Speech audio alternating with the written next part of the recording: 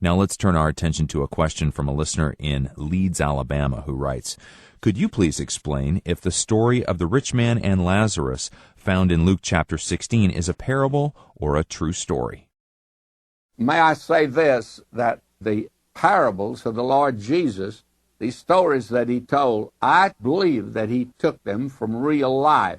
I do not think that he ever made up a story, that he drew it from real life, and whether the name is used or not would make no difference. I'm of the opinion when he told that story of the prodigal son, I have a notion in the crowd there that day, one man nudged another, says, "That's old brother Abraham up yonder in the Ephraim hill country. You remember his son ran off to Corinth years ago." There are probably a dozen stories like it that people thought of who heard the Lord Jesus on that occasion. And when he said, "Behold, a sower went forth to sow," my friend, they were on literally 1,000 hills in that entire area, sowers sowing seed. So that he didn't make up his stories. They all are drawn from real life. And this story is drawn from real life.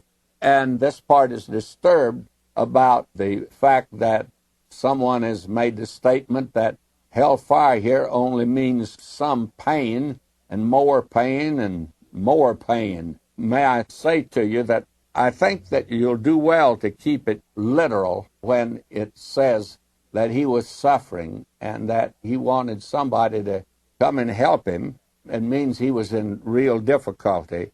It was a terrible difficulty. And my feeling is that when fire and brimstone, and especially fire, is used to speak of hell, that the fire is a picture of that which is worse than fire.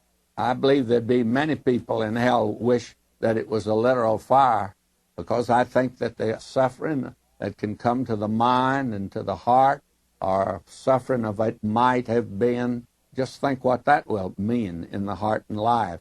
And suppose a man hears a little fella cry, and I don't mean too little a fella, I mean a son, say he's 21 years old, and the father say, "How did you come to this place?" He says, "Dad, I followed you here." I can't think of a fire that could be hot enough to torture a man more than something like that. And that's going to happen, friends, to many people.